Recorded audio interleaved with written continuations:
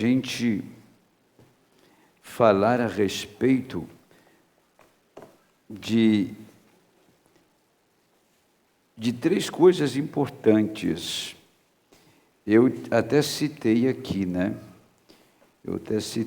Mas eu não discorri sobre isso, que fazia parte de um, como se diz, fazia parte de um tópico da mensagem. Deixa eu achar aqui e já vamos ler a Bíblia, só um instantinho só. Eu creio, é difícil, né? Eu não marquei parágrafo, mas eu vou achar daqui. Não é. Só um instante. Acho que eu tenho anotado aqui, estou dando um murro em ponto de faca. Deixa eu ver aqui. Marcado está aqui, mas tem muita anotação aqui. Vou perder mais tempo olhando ali do que aqui. São três coisas que o profeta mandou observar. Tá? Então, nós vamos dar uma olhadinha até aqui. Agora vamos ler a Bíblia em nome do Senhor.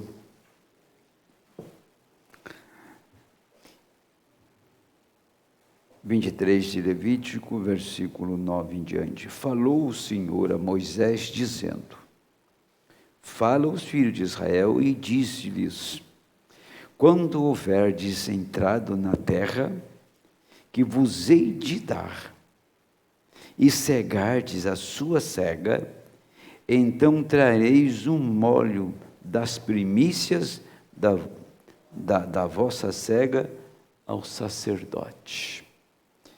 Os filhos de Israel plantaram na colheita, quando eles colheram o fruto da terra, eles tomaram um molho, quer dizer, um feixe, e levou para o sacerdote. Isso significa, isso aconteceu porque está falando da ressurreição. E ele moverá o molho perante o Senhor, para que sejais aceitos. Veja bem o que eu vou dizer aqui. Nós somos iguaizinhos em todos os aspectos. Vamos todos para o mesmo lugar. Desfrutaremos da mesma glória.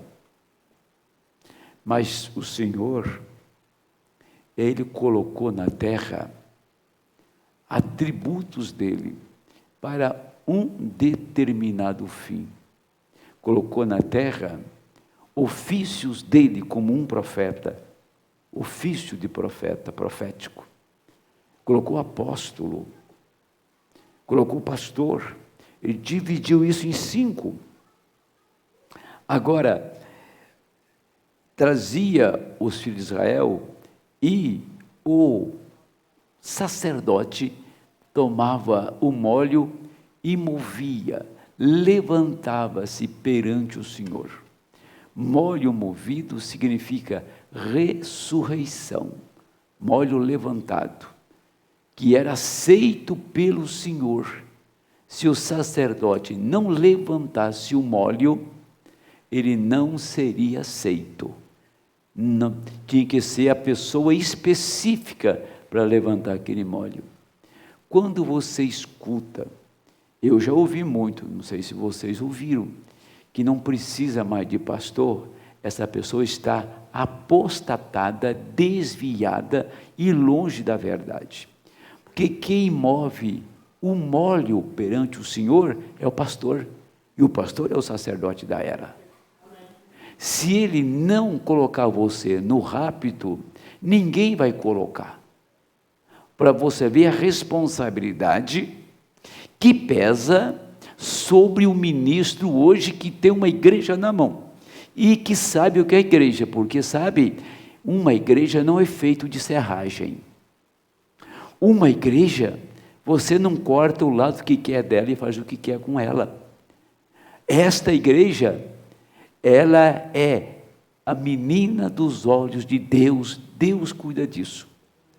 E Deus tomou o melhor que ele tinha e pôs na mão de sacerdotes para preparar essa igreja para ir embora.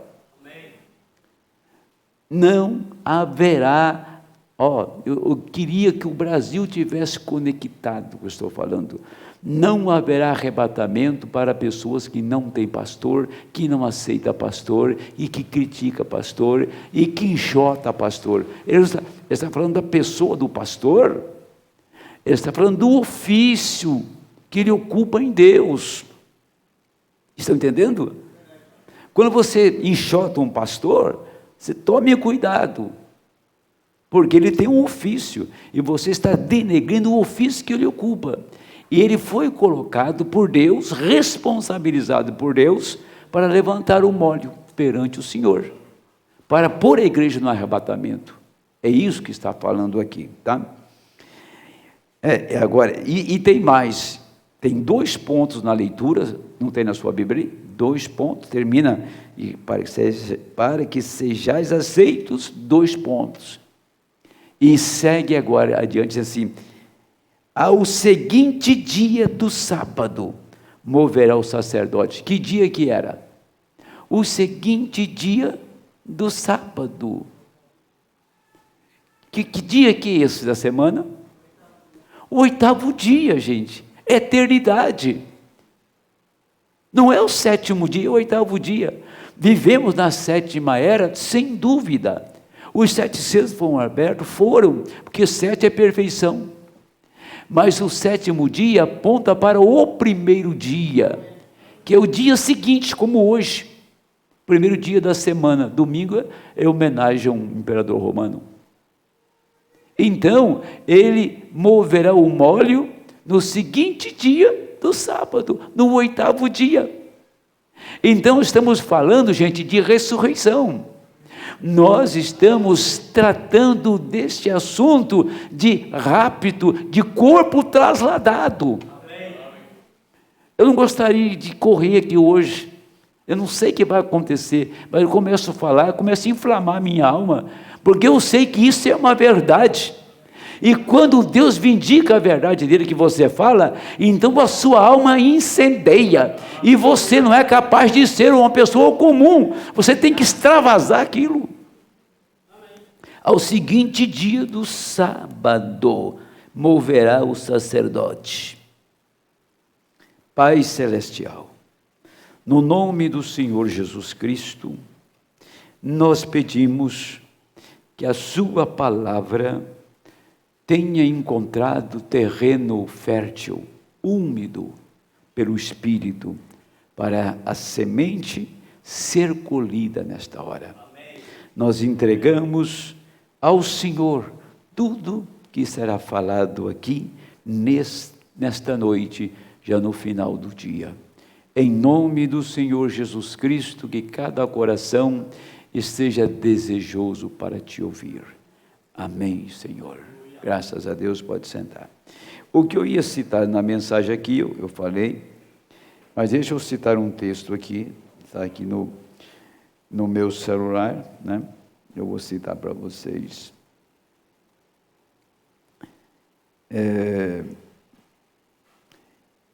Veja esse texto aqui, ó. Esperamos vê-lo o mais breve possível. Esperamos nos encontrar num outro corpo, em outra dimensão, o mais breve possível. Sabe o que eu estava pensando? Quando eu li a mensagem Quem é Deus, que o profeta disse que o povo ia usar máscara, e que essa doença, a medicina não ia encontrar uma cura para ela, e que ia haver esterilização, né? Para as pessoas não chegar e tocar na outra. Mensagem Quem é Deus, acho que eu parágrafo 53, se eu não me engano.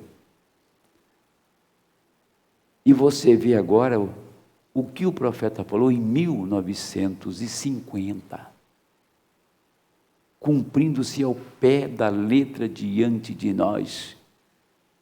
Você já perguntou por que você está com máscara? Aqui. Olha, a máscara é uma coisa bem indecente, viu? Não tem beleza nenhuma nela. Sabe por que você está com máscara? Porque tem um juízo na terra. E você está com máscara porque tem um protocolo da saúde. Mas que eu posso dizer, que se você tem Deus, você não precisa dessa coisa não. Se você tem o Espírito Santo, você não precisa disto. Porque lá, na leitura que a irmã Elizabeth um dia falou, até o parágrafo para mim, lá está escrito assim, que aqueles que têm o Espírito Santo não serão tocados por esta doença. Isso que ele falou, irmão Brana. Então, se você tem o Espírito Santo, acalma-te, tá? Não tenha. Você está sujeito a ser infectado por ela, está. Agora eu quero ver o que ela vai fazer com você, que tem o Espírito Santo. Você acha que Deus vai permitir que o diabo tire você da terra de uma maneira prematura por um capeta que está voando por aí? O nosso Deus continua Deus, zeloso, poderoso, cuidador, zelador. Nosso Deus continua vivo, olhando para a sua herança, vendo os seus passos, para te guiar, para te orientar, para te capacitar e viver uma era tão miserável como esta, uma era tão poluída como esta, tão perversa como esta, e você ter uma vida santa. Graças a Deus. Ter uma vida pura, intocável. Amém. O diabo não tem direito de pôr a mão num filho de Deus. Ele sabe que ele não pode. Agora você vê, eu passei 2 vezes o vídeo aqui na igreja, você vê o profeta dizendo na mensagem intitulada Desde Então, que a América teria uma vice-presidente. Eu não posso comentar o relatório dela, tá? Mas leia para você ver. Ela é uma vice, vai ser empossada agora. E ele disse assim, se isso não se cumprir, sou um falso profeta. Isso ocorrerá no tempo do fim. Então você vê, você olhar na mensagem e ver se cumprindo o que o profeta disse em 1960, em 1950, se cumprindo diante de nós. Isso deveria fazer com que a gente levasse isso mais a sério possível. Amém. E que tivéssemos uma vida mais próxima de Deus, e saber que os dias são difíceis, e saber que teremos sim embaraços, mas nenhum embaraço vai nos deixar nos manter prostrado. Que você não será levado por nada, você é guiado pela palavra, somente pela palavra. Você não aceita outra proposta, não aceita outro convite a não ser da palavra. Deus pôs na nossa mão 2 dinheiros, a Bíblia e a mensagem, a palavra e a revelação. O que nós queremos mais? Temos tudo na mão. Agora, veja bem, não é aquela coisa que eu vou dizer para vocês, olha, tem pessoa que vem para a mensagem, ele enferruja, parece um livro velho que você põe na estante, e passa 10 anos sem ver o livro. Você vai abrir o livro, as páginas estão grudadas, ele está todo desfacelando, caindo as páginas, ficou 10 anos sem ler o livro. É como aquele que consertava carro em 1960, que era carro carburado, nem isso existe mais. Foi um bom mecânico em 1960, mas põe um carro na mão dele hoje, ele não sabe nem por onde começa. É isso? Por quê? Porque ele não acompanhou, ele não se atualizou. Assim são muitos nas mensagens, não lê a mensagem, não ora, tem uma vida relaxada, e quando vem para um culto, que o Espírito Santo explode a revelação, ele não sabe o que está acontecendo, está desatualizado. O que acontece é isto, pessoa desatualizada, enferrujada. É a mesma coisa de você, tudo que nós fazemos, vivemos um tempo hoje, que você fala assim, eu vou estudar, eu vou ser um técnico. Se você for um técnico em qualquer área, você terá que atualizar, porque a coisa muda da noite para o dia.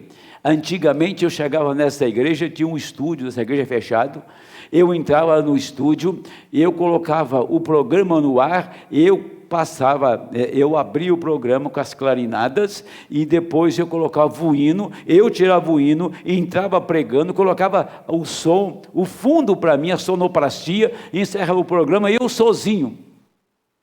Hoje eu nem sei mexer na mesa mais, nem sei para que caminho anda, não sei fazer mais isso, porque eu trabalhava com mesas analógicas, eu trabalhava com fita cassete, mais tarde trabalhei com disquinho de CD. Hoje não tem mais CD, não existe. Procura um CD na praça para você comprar. Tudo digitalizado.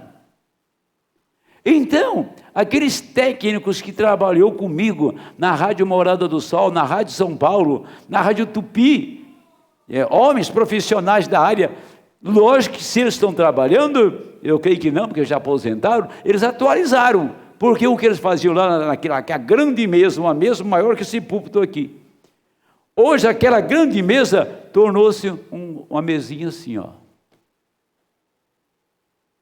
Estou falando de coisas naturais e aplicando para a nossa vida. Tem pessoa que faz uma coisa na vida, toca violão, dó, ré, mi, fá, primeiro, segundo, e terceira, não é, Felipe? Primeiro, segundo e terceiro, de vez em quando dá uma quarta lá, né? Só, não sai disso. Isso não é tocar.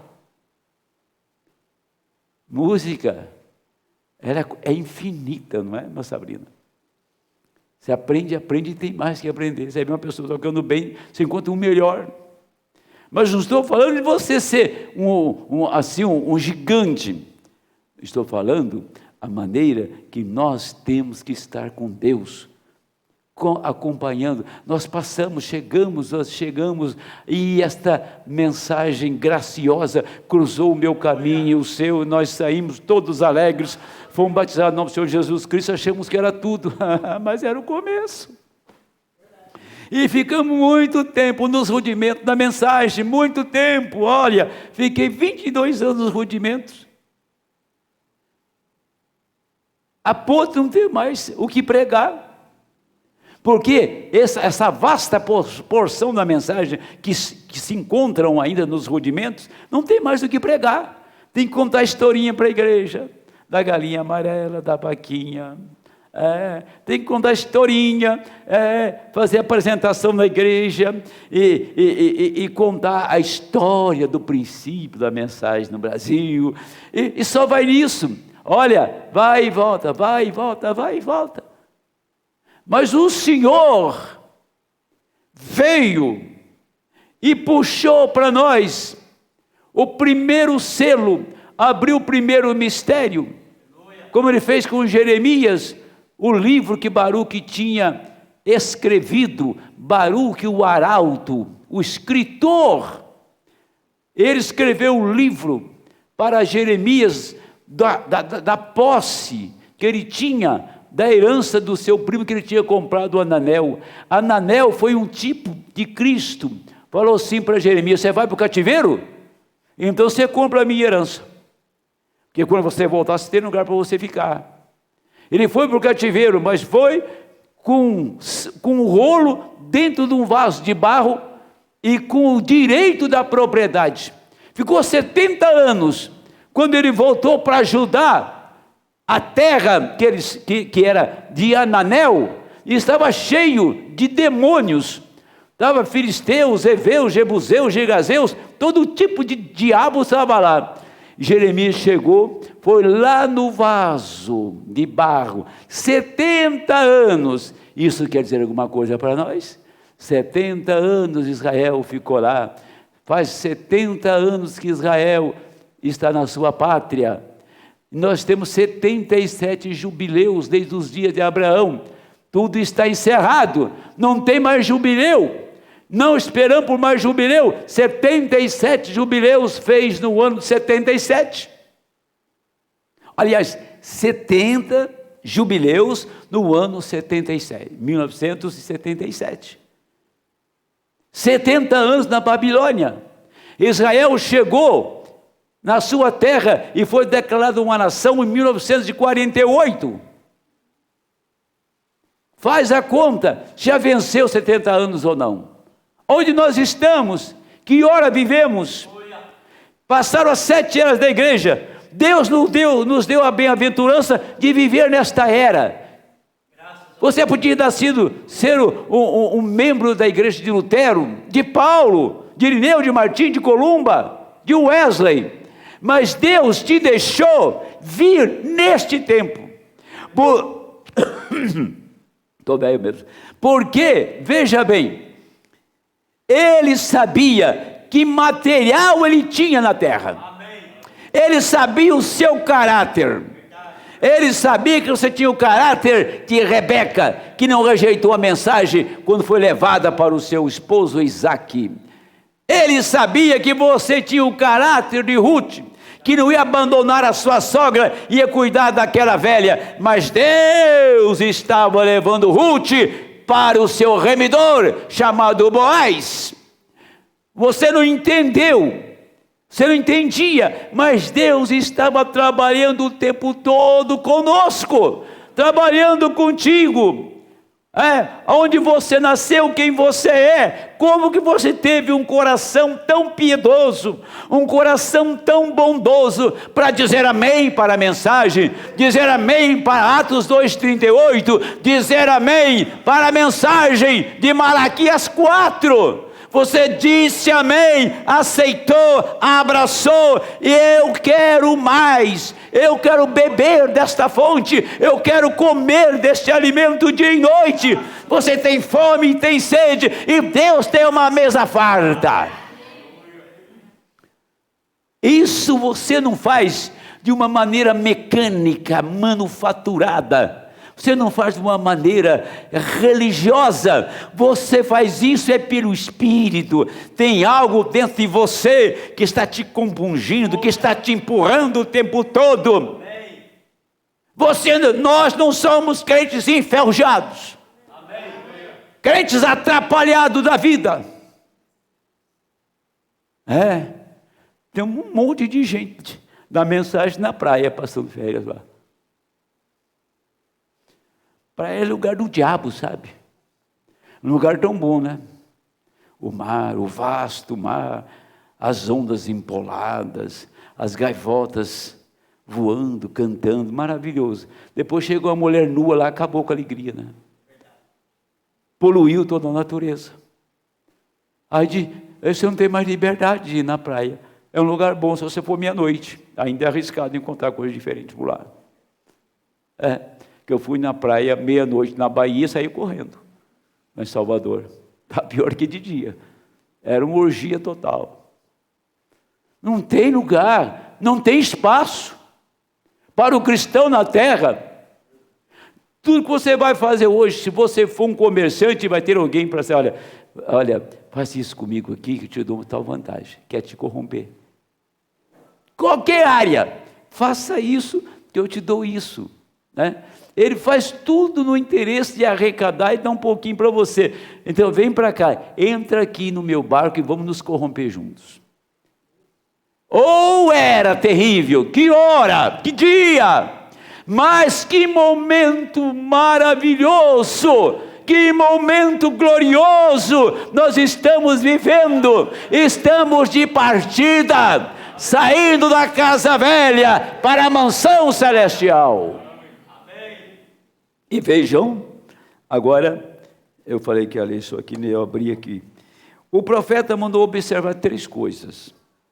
Eu quero ler aqui detidamente. Quando eles chegaram ao lugar, Israel, para cruzarem o outro lado, eles duvidaram da palavra e voltaram. Depois que Josué e Calebe, eles foram e trouxeram um cacho de uva para provar a eles que a terra estava lá, tá? Aí está o detalhe. Escuta, vocês crê ou não crê? Você crê ou não crê? Não, se vocês querem saber, tem a prova, está aqui, ó. Quer saber? A prova está aqui. Eu fui lá e estou trazendo a terra para vocês. Você quer saber? Paulo foi lá e trouxe a terra do lado de cá. Quer saber? William Branham foi lá e trouxe essa terra para cá. Ô meu amigo, acorda! Deus só permitiu que ele pregasse a mensagem se ele fosse lá. Um homem que experimentou, um homem que não dizia assim, vai que é bom. Ele foi, ele viu. Ele trouxe o fruto da terra, ele trouxe a palavra, ele trouxe a glória da terra, ele trouxe a ressurreição, ele trouxe os corpos ali, as teofanias. Nós não estamos aventurando, nós não estamos apenas tentando uma coisa para ver se isso é verdade. A realidade está diante de nós agora mesmo. Se você não crê nesta palavra, não há nada que possa ser feito. Então Paulo foi naquela terra, William Branham foi naquela terra e disse, eu estive lá, perfeito, além da perfeição, maravilhoso e belo, além de palavras de mortais. Eu vi o meu povo lá, vi milhões lá. Ele disse para a voz que falava com ele, mas a minha família não é tão grande assim. Isso não é a sua família, são os teus convertidos. Lá estava aquele povo. O cavalo estava lá, o cachorro estava lá, estava tudo lá. Tudo que ele amou aqui, Deus deu a ele lá. Ninguém foi tão obediente e rendido a Deus como foi William Branham. Eu sempre tenho dito, você precisa só da mensagem para ir para lá. Ela é o seu passaporte. Ela é o seu ticket de garantia. Não inventa outra coisa que você não chega. Deus nos deu uma passagem para lá. A mensagem de um profeta, revelando os mistérios.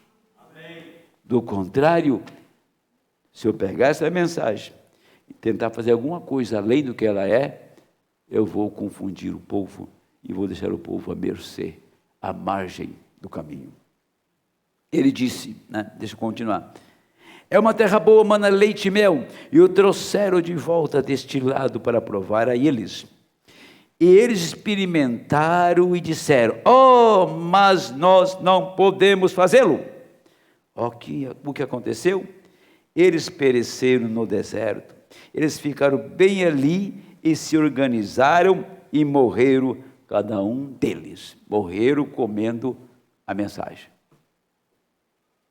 Agora que o profeta diz, mas os que foram até o outro lado e trouxeram de volta Josué e Calebe, os dois foram na terra. Moisés foi trasladado. Um tipo da espera para a igreja. E a ressurreição do Velho Testamento, do Novo Testamento e o corpo raptado. Os três lá têm que manter esses três em linha, vem? Assim no crente incrédulo. Vamos ver como que isso funciona. 2 foram na terra e trouxeram o fruto da terra. Paulo foi na terra e falou da terra. Esteve lá onde o irmão Branda esteve. O irmão Branda foi lá e trouxe também. Os dois foram lá. Esses dois homens é do Novo Testamento. Mas você volta um pouquinho antes de Paulo, você encontra a igreja do Velho Testamento já tirada. Porque a igreja do Velho Testamento, você encontra a ressurreição dela no Salmo 24. Ele trouxe aquela igreja. E aquela igreja teve 40 dias com ele na terra. E eles apareceram a muitos em Jerusalém, diz as Escrituras. E quando o Senhor Jesus subiu, ele levou aquela igreja com ele. Então, o Velho Testamento está terminado, consumado. Primeiro, o Novo Testamento de dois homens que trouxeram o fruto da terra, que foi Paulo e o irmão Branham. Esses dois homens foram na terra. Deus fez o primeiro mensageiro ir na terra para que ele contasse a experiência e pregasse a experiência não de outro, mas dele próprio. O irmão Branham foi naquela terra e pregou a experiência dele, não de outro. Que a experiência de outro não servia, tem que ser a dele. Não é a sua experiência que vai pôr seu filho no céu, seu marido ou a sua mulher. É a sua experiência com Deus, tá? Não é uma religião de segunda mão. É uma religião, é um conhecimento seu. Não espere em ninguém, que ninguém vai te pôr lá. Só o sangue te coloca lá. Agora você encontra a igreja do Novo Testamento, encontra? A igreja do Novo Testamento não ressuscitou ainda, correto isso? Não ressuscitou. Está esperando por quem? Por nós. Sem nós, eles não podem ser aperfeiçoados. Hebreus 11:40. Mas agora fala, qual que é o terceiro? O corpo trasladado. Então vamos lá, no Velho Testamento, já desfez o paraíso, saíram com Cristo, quando ele ressuscitou. Novo Testamento, espera agora mesmo, você tem que colocar os três em ordem. O Novo Testamento, a igreja, as igrejas das eras passadas, espera por nós, mas nós somos o corpo que será trasladado. A igreja do Velho Testamento, do Novo, ela será raptada, mas ela entrou para o processo da morte e espera na sexta dimensão. Esta igreja aqui, ela não passará por aquele processo da morte, ela será transformada, trasladada, mudada, num abrir e fechar de olhos. Então, se você põe os três em ordem, o que está acontecendo? Deus está esperando esta noiva tornar-se como Cristo, como chamou Lázaro da sepultura. Aquele poder está nela, é a voz da ressurreição, e ele descerá do céu com alarido, com voz de arcanjo e com a trombeta de Deus. Sabemos que nós estamos vivendo a voz de arcanjo. Ele já desceu com alarido e nos reuniu ao redor da palavra. A voz de arcanjo foi a abertura dos selos, os mistérios revelados. Agora a trombeta é subida, é um piscar de olhos e iremos para casa. Deus não vai ficar esperando por ninguém. Ele nos está marcando uma data. Esteja preparado para qualquer momento você ser chamado. Amém? É exatamente isto. Agora que eu gostaria de ler com vocês, né? Eu gostaria de ler, eu estava lendo aqui, eu parei de ler, parei. Oxe, acho que eu estou velho mesmo. Está aqui, ó. Deixa eu ler isso aqui para vocês. Esperamos ver o mais breve possível, quer dizer, eu parei aqui, né? Mas tá bom, né? Ainda bem que eu lembrei de continuar com o texto. somos o campo da colheita, colhendo os primeiros frutos para a partida. Nós, escutem isto, preste atenção, somos o campo, tá? Somos o campo, tá? Colhendo os primeiros frutos para ir embora, para a partida. O primeiro fruto era o primeiro a ser colhido. Quando ia lá no campo, o plantador, o lavrador ia no campo, ele pegava o primeiro fruto que amadurecia, cortava um feixe e levava para o sacerdote, e o sacerdote levantava aquele feixe. Nós somos o primeiro fruto a ser colhido. A leitura de Levítico 23 e 9. Tá. Agora, os ministros hoje estamos no centro da colheita, levando o grupo dos primeiros frutos, a primeira ressurreição, para a mesa dos pães da proposição no céu, que possamos ficar com a foice, enquanto colhemos os primeiros frutos para Melquisedeque. Fala aos filhos de Israel e dize-lhes: quando entrardes na terra que vos dou e fizerdes sua colheita, então trareis ao sacerdote o molho das primícias da vossa colheita, e moverá o molho perante o Senhor, para ser aceito. Aí está. Quando entrar na terra, quando entrar na mensagem, que a mensagem é a terra prometida, quando você chegar nela, você toma um molho e apresenta ao Senhor. O sacerdote tinha o dever, a responsabilidade de pegar este molho, entrar no santuário e levantá-lo diante de Deus.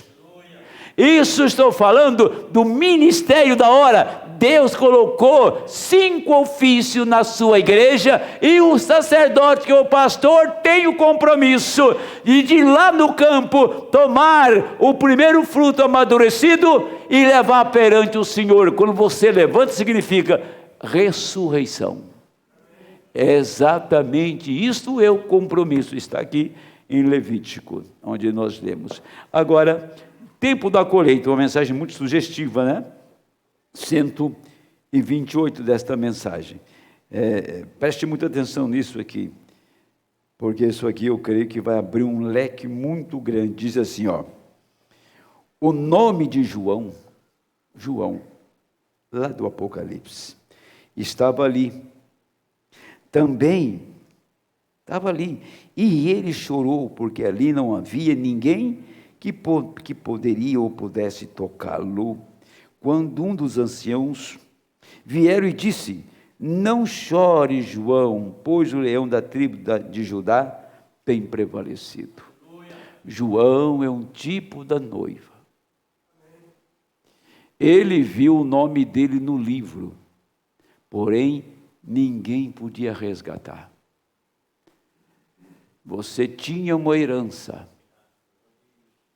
e aquela herança estava tomada por poceiros, mas não tinha ninguém para pagar o preço para tirar o poceiro de lá. Ninguém. Ele tomou conta daquilo, que foi exatamente o que o pastor Luquemba disse. Quando Adão devolveu tudo para o Senhor, a terra caiu nessa situação que está aqui. Poceiro. Mas quando veio um homem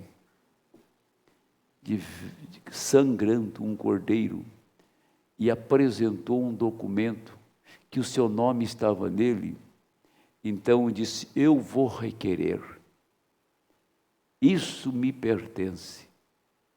Quando Jeremias volta do cativeiro, ele vai perante os poceiros da herança que ele tinha e disse: isso me pertence. E eu tenho um documento aqui selado com 7 selos.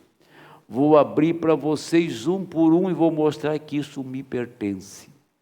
O Senhor Jesus Cristo abandonou tudo no céu, falando a grosso modo, deixou tudo lá e desce aqui e disse: olha, eu vou abrir esses mistérios que nem Adão conheceu, que ninguém conheceu, nunca ninguém ficou sabendo, porque está num vaso de barro. O vaso de barro era Cristo. Qual que era o grande mistério? É o que tinha dentro do vaso. O grande mistério não era o vaso, mas o que tinha dentro do vaso.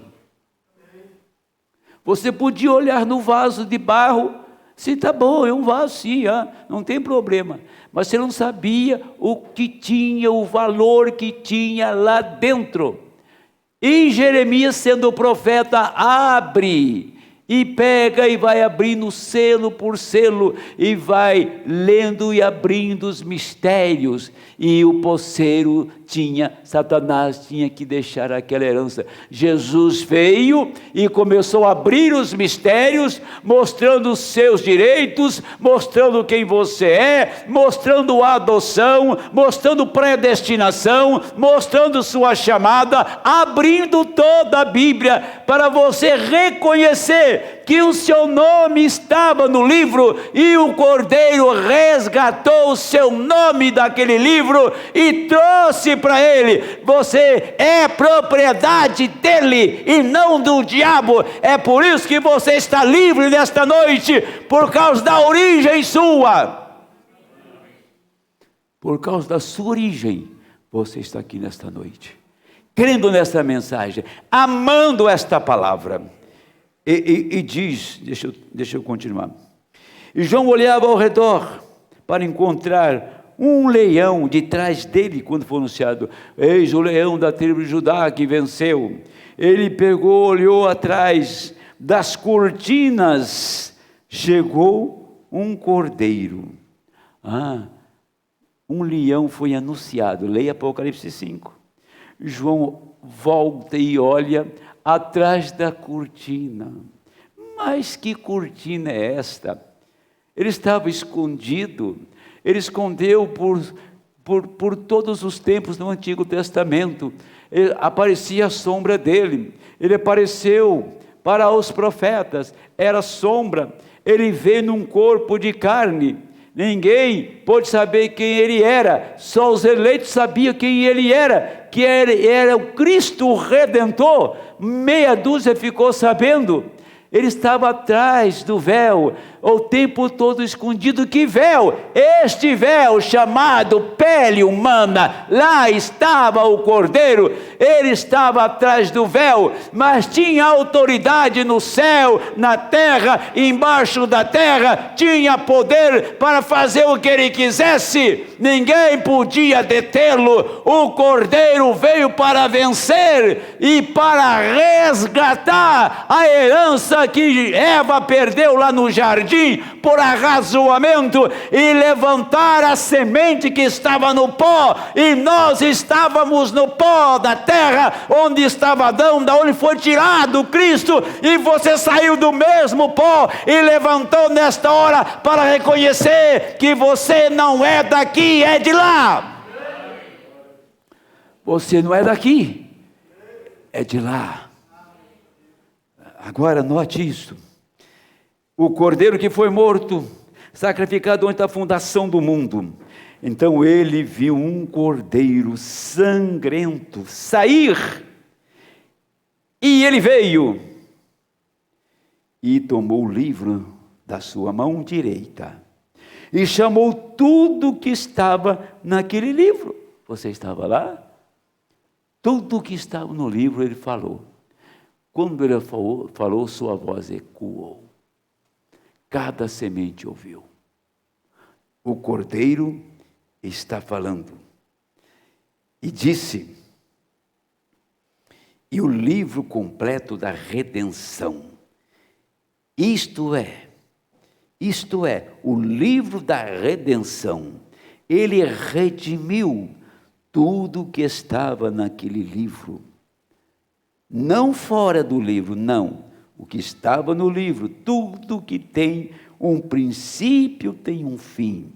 Mas se você tem vida eterna, você nunca começou e nunca pode terminar, porque você Não, porque vocês são filhos e filhas de Deus, atributo de seus pensamentos, e sua palavra, você não tem fim de vida. Se o seu nome está naquele livro, o Cordeiro veio para redimir isto.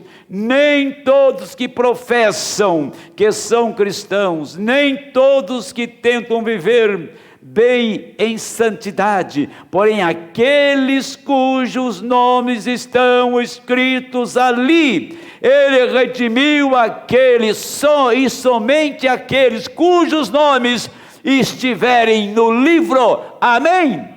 Agora, eu nunca fiquei sabendo deste livro, ninguém contou para mim, eu não aprendi na escola, na minha vida pessoal, na minha vida profissional, não fiquei sabendo nada deste livro, mas lá tinha um livro chamado Vida Eterna, e que eu e você, nós estávamos no calabouço, na escuridão, nas trevas.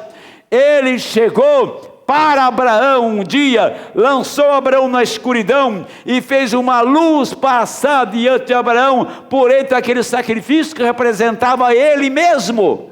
E quando ele passou por ali, cada semente estava passando por aquela luz que passou por o sacrifício era Cristo, e você estava em Cristo.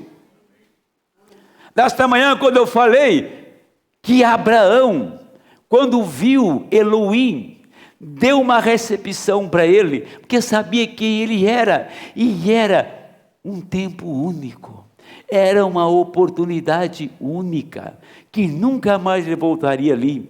Aquela pessoa era Elohim, Deus em carne. Abraão deu uma grande recepção para ele. Sara fez o bolo da melhor farinha, ele matou o melhor novilho cevado, para servir a palavra. Aquilo foi natural, e Abraão Deus tinha uma promessa com Abraão, e Deus tinha que cumprir a promessa, porque era Abraão. Mas quando ele pôs o nome dele em Abraão, tornou-se Abraão, Abraão tinha um novo nome, e você não pode ter um novo nome num corpo velho. Então o velho Abraão tinha que ser mudado, receber um corpo novo, para trazer Isaac. Amém? Aí está, você recebe um novo nome e sai desse corpo velho, e a noiva está trazendo o filho prometido para esta hora. Aí você ouviu que eu levei isso pela graça lá com o sacerdote Aimeleque, o sacerdote, que pegou o pão quentinho e falou: Davi, você quer comer esse pão, Davi? Não pode, é só para sacerdote isso, Davi. 12 pães quentinhos, fresquinhos, todo dia era colocado no altar, e tinha os homens gentios com eles, aqueles que lutou, foi buscar água para Davi, aqueles que matou 800 homens sozinho, um deles, matou um leão numa cova, era um homem destemido, gentios. Eles tinham a revelação que Davi voltava para o trono, e quando Davi voltasse eles iam reinar, isso que eles tinham em mente, no coração.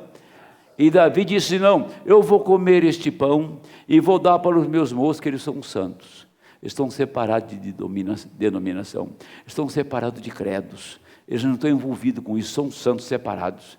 Ele comeu o pão e deu para os seus moços. E quem comeu o pão que Davi deu, reinou com ele. Você come o pão que o Senhor te dá, você reinará com ele. Aí lá no Novo Testamento, em São Mateus, o Senhor Jesus fala para os fariseus: vocês não leram que Davi comeu o pão da proposição? Isso me deu para os seus moços e ninguém morreu? Fazendo que eles lembrassem, que eles tivessem o mínimo de entendimento, que Davi comeu pão e Davi não era sacerdote. Mas estava mostrando que o sacerdócio de Cristo estava em Davi, e estava mostrando que o rei que era Cristo estava em Davi, que o profeta, que era o Senhor, estava em Davi. Ele comeu numa sombra e viveu. Agora não era uma sombra, era o real. Ali estava um sacerdote, ali estava um profeta, ali estava um rei, no humilde Messias que Deus enviou.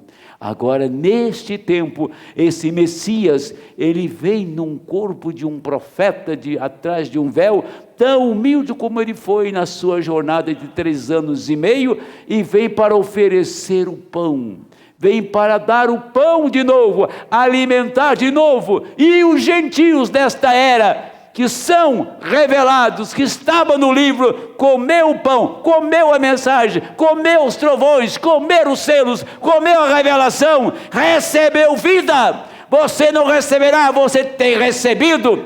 Você não estará na ressurreição, você está na ressurreição. Você não irá no rapto, você está no rapto. Esta é a verdade, é assim que nós cremos, isso é uma verdade. Você não vai crer naquele dia, você crê agora.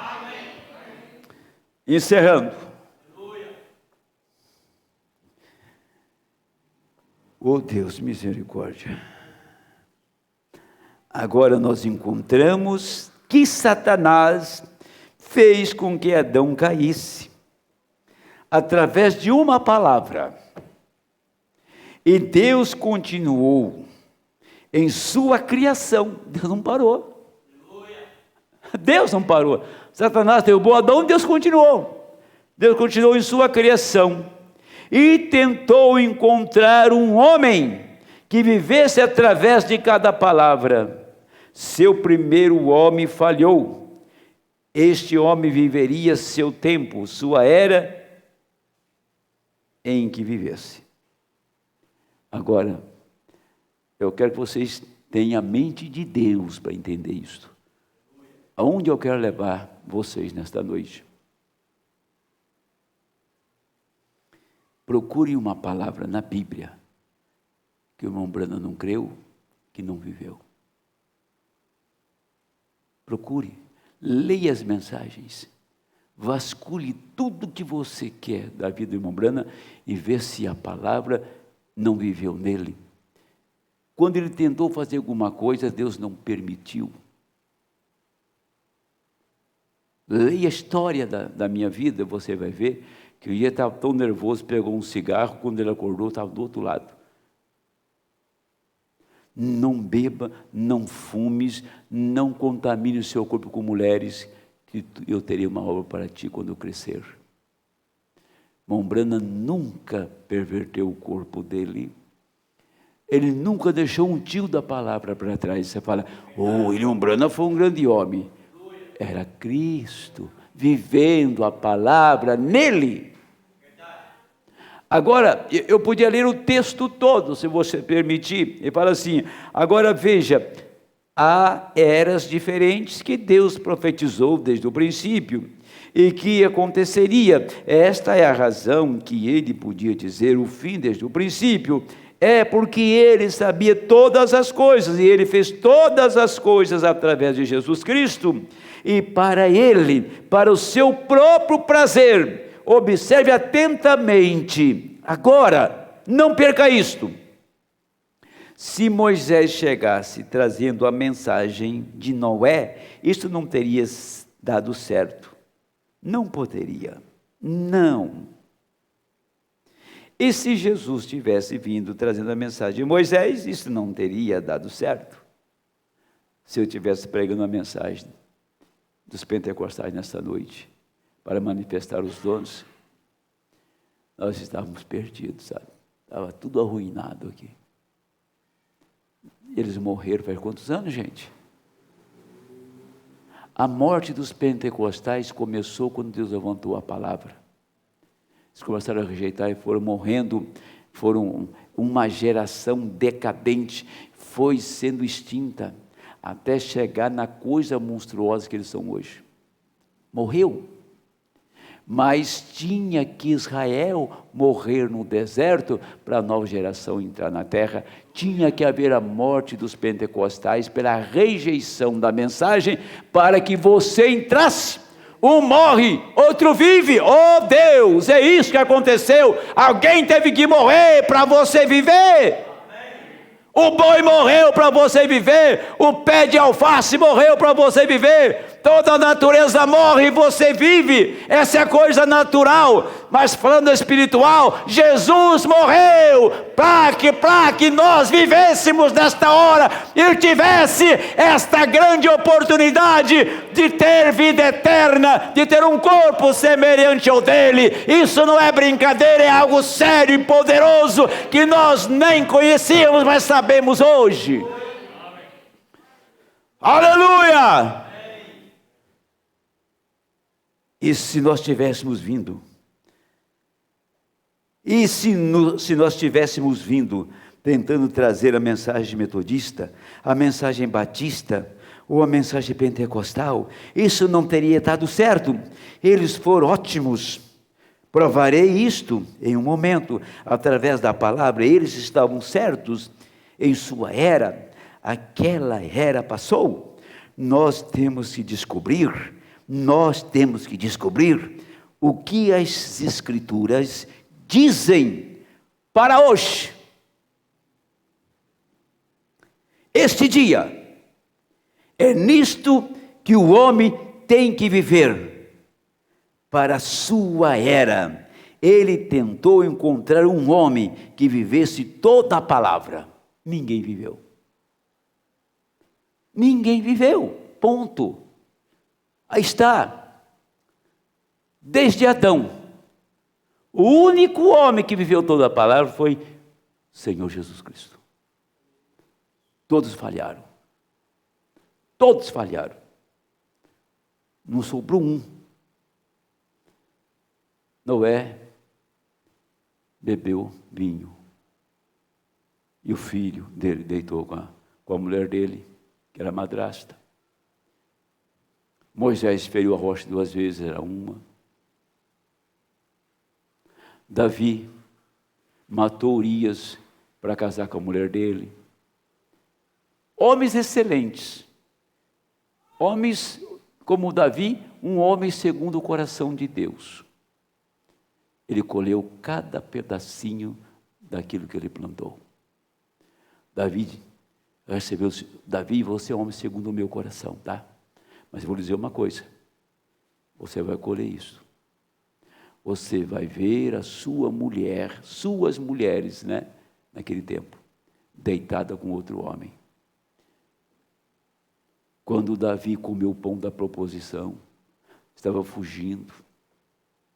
O filho de Davi desencadeou uma perseguição em cima dele, chamado Absalão. Preste muita atenção nisso, amados. Preste muita atenção. Absalão era o homem mais belo da terra. Eu não queria ser ele, porque eu ia me corromper. Sabe que a Bíblia diz que era o homem mais belo que tinha na terra. Filho de Davi, sabe o que ele fez? Dividiu o reino do pai, destronou o pai, e pegou as mulheres, as concubinas do seu pai, armou tendas em Jerusalém e deitava com elas, para dizer que ele estava reinando. Sabe quem aquele homem representou?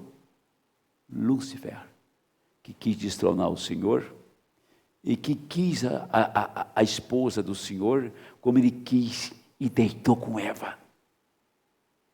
Como ele nos levou a se meter em dogmas e denominações, Satanás fez a cama para você deitar, para mim deitar, mas não tinha espaço para a gente lá, porque nós não éramos lá daquele redil, nós não éramos daquele aprisco, o nosso era outro, mas ele tentou pôr você numa cama e deitar com você e fazer amor religioso com você, e Deus foi lá e te resgatou. Absalão, filho de Davi, perseguiu o pai, destronou o pai e deitou com as mulheres dele, representando Satanás. É isso que ele representava. E Davi estava fugido. Agora preste atenção, para você ver como Deus trabalha nisto, né? Este homem fazendo o papel de Satanás. Quando nós estamos, falei, acho que foi com o irmão Fábio hoje, Satanás não estava interessado em Judas, minha gente. Qual é o interesse? Ele ia gastar bala com Judas, ia gastar munição com ele, Judas era dele. Ele falou assim: eu quero esse camarada aqui, ó, esse aí vai pregar uma mensagem e vai trazer uma multidão. Esse homem vai abrir a porta para os judeus e para os gentios. Esse homem chamado Pedro vai ser um tropeço para mim. Então o Senhor chegou para Pedro e disse: olha, Pedro, quero te dizer uma coisa, Satanás pediu você para mim, para que você se andasse como trigo, mas eu tenho intercedido por você. Satanás fez um rebuliço agora na América, que o homem não quis entregar o cargo, e acabou se complicando com uma manifestação, morreu 5 pessoas lá no Capitólio, porque Satanás sabe que esta profecia mostra o fim dele. Satanás sabe, ele não sabe o dia que a noiva vai embora, e nem sabe quem é ela, mas ele sabe que esta profecia coloca ele em dificuldade. Por isso ele tomou este homem e ele fez tudo para continuar governando, mas não vai, olha, escute, presta atenção, isso não é por acaso. Qual foi o primeiro presidente católico, Mondenilson? Kennedy, primeiro católico. E que a primeira coisa que ele fez foi tirar os ensinamentos bíblicos da escola. E ele morreu por causa disso. Deus matou aquele homem por causa disso. Kennedy foi em 1960, né? 60. 61, 60, por aí. Depois de 1960, que Deus estava abrindo a palavra, Jacqueline Kennedy poluiu o mundo com as modas perversas, representando Jezabel da nossa era como mulher, e Kennedy representando o Acabe da nossa era, porque Kennedy, ele era dominado, controlado por Jacqueline Kennedy.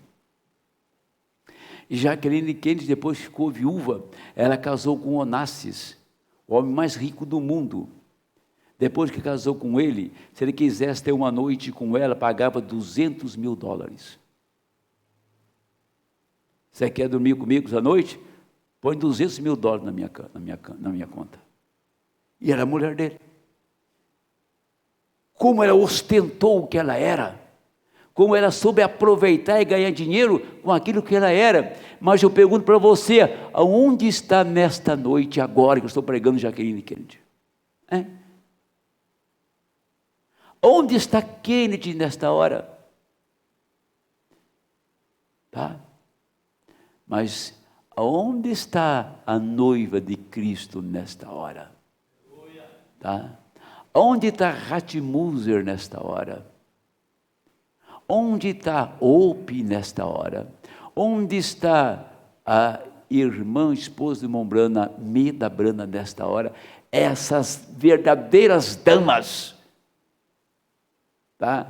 E essas damas, lá daqueles dias, você está aqui porque você também representa exatamente aquelas mulheres, em decência, em pudor, em fé e vida vivida na palavra. Deus tem um lugar para esta gente. Você fique descansado que você não vai ser jogado para fora, a não ser que você queira sair do caminho. Hoje, acho que é o dia 20, irmão Fábio, não é 12, acho que é 20 mesmo, né? Dia 20 de janeiro, o maior católico dos Estados Unidos, pela primeira vez, assume a presidência do Estado. Com a outra mulher católica também, que é Kamala Harris. Isso é brincadeira? Ah, pastor, eu não creio nisso, então espere para ver. Mas se fosse você, não fazer isso, não. Porque quem espera para ver, fica. Quem espera para ver, fica. Porque tem um grupo aí que não crê mais em sinais. Que blasfêmia. Se isso está isso é profecia, isso não é o João Henrique. Está na mensagem. Desde então, Eu assim diz o Senhor, vocês viram passar aqui? Como? Que isso não é um sinal, se foi o profeta que disse.